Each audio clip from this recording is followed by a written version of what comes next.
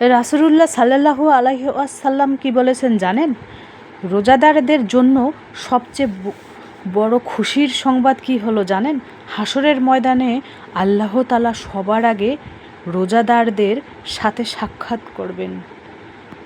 সুবহানাল্লাহ। গ্রামের এক গৃহিণী হয়ে বাসায় বসে আমি কিভাবে স্মার্ট ওয়ার্ক করে টাকা ইনকাম করি। রামাদান ব্লগ আর ডেইলি বাঙালি ব্লগ, গ্রামের সাদামাটা জীবন। তো নতুন দিনে নতুন আরেকটি ব্লগ ভিডিও নিয়ে হাজির আমি আপনাদের মাঝে। সাভানা, ভারতের ছোট্ট একটা গ্রাম শীতলকুচি জেলা থেকে বলছি। তো welcome back to my channel. আসসালামু আলাইকুম। তোমরা সবাই কেমন আছো?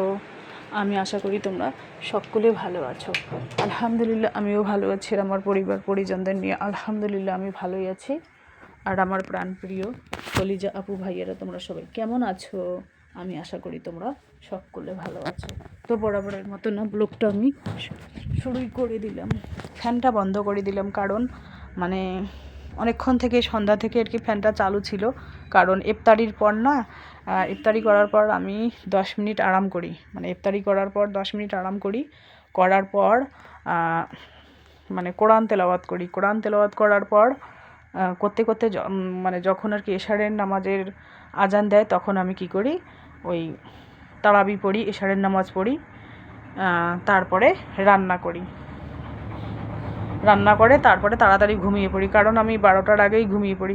কোনো দিন 9টায় ঘুমিয়ে পড়ি, কোনো দিন 10টায় ঘুমিয়ে পড়ি। মানে যেদিন দেখবো যে শরীর খুব ক্লান্ত সেদিন আমি মানে আর ভাতও খাবো না।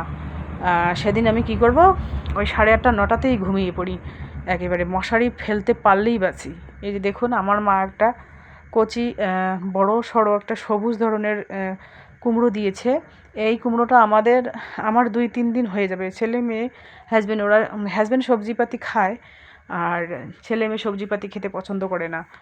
আর ওরা মাছ মাংস হলে একেবারে টপ টপ উপরে মানে কাঁচা লঙ্কা দিয়ে সবজি বানালে সেই সবজি খেতেই যাবে না, বলবে যে হ্যাঁ সবজির কালার দেখেই খায় না, বুঝছো?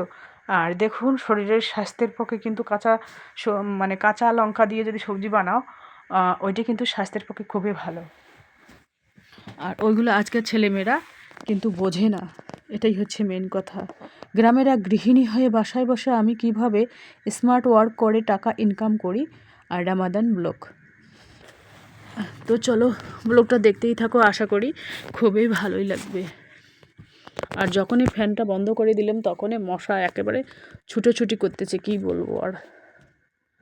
এটাই। আর এই যে দেখুন এখানে সবজি বাজার গুছিয়ে নিচ্ছি, রমাদানের যেগুলো সবজি আর কি সেইগুলো গুছিয়ে নিচ্ছি আর কি।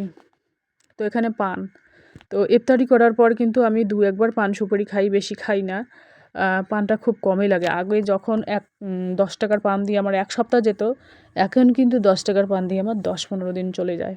কারণ দিনের বেলা তো পান সুপারি খাওয়ার কোনো প্রশ্নই ওঠে না। এখানে ওই সানলাইট সাপের প্যাকেট, আর এখানে শালিমার হলুদ, আর এখানে জিরে, একটা ডেটল সাবান, ওইগুলো আমি একখানি গুছিয়ে রাখলাম। সবজিপাতি মুদিখানার কিছু বাজার গুছিয়ে রাখলাম, এখানে আলু।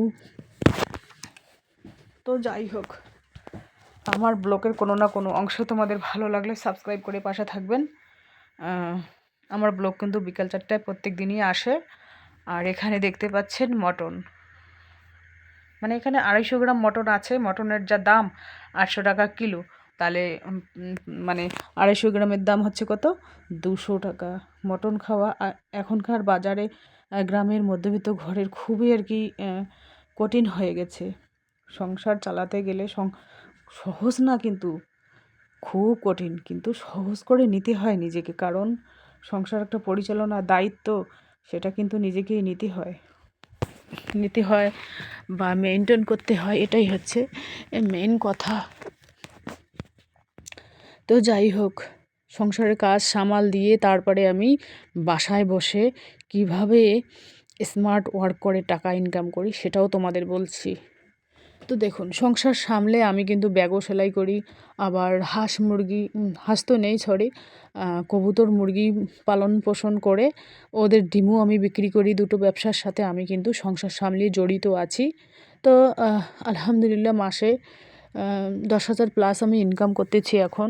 দেখুন, একটা যে টিউশনি বা টিউশনি করাবো সেটাও বর্তমানে আমার টাইম নেই।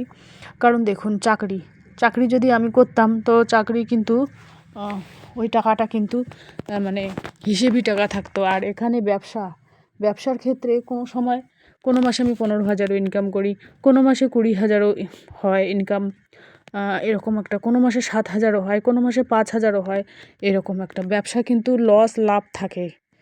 তো এটাই হচ্ছে মেন কথা, ব্যবসার সাথে কোনো চাকরিও পায় না, সেই জন্য ব্যবসা করো। চাকরি আজকাল কজনের হয়, ডিগ্রি লাগে, চাকরি হতে গেলে ডিগ্রি লাগে।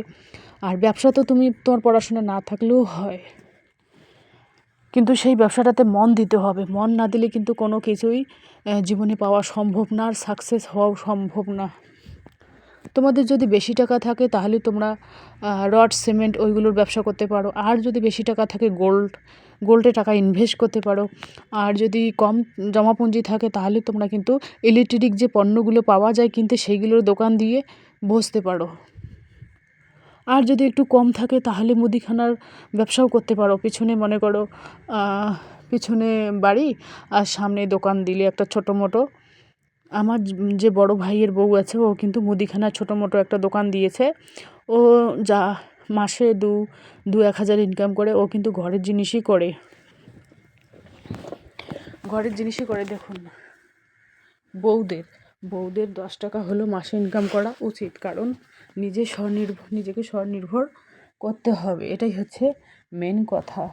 টাকা থাকলে তোমার দাম আছে, টাকা না থাকলে তোমাদের কারো দাম নেই।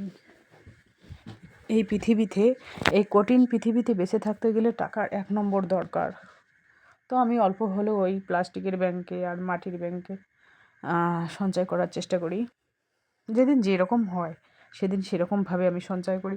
কোনো দিন 5 টাকাও ফেলি, কোনো দিন 10 টাকা কয়েনও ফেলি, আবার কোনো দিন 100 টাকাও ফেলি আমি প্লাস্টিকের ভাঁড়ে, আবার কোনো দিন 200 টাকাও ফেলি, আবার কোনো দিন আমি 50 টাকাও ফেলি।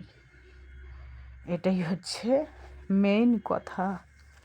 তো যাই হোক, এভাবে আমি দেখুন, এভাবে সমস্ত কিছু গুছিয়ে গাছিয়ে নিচ্ছি।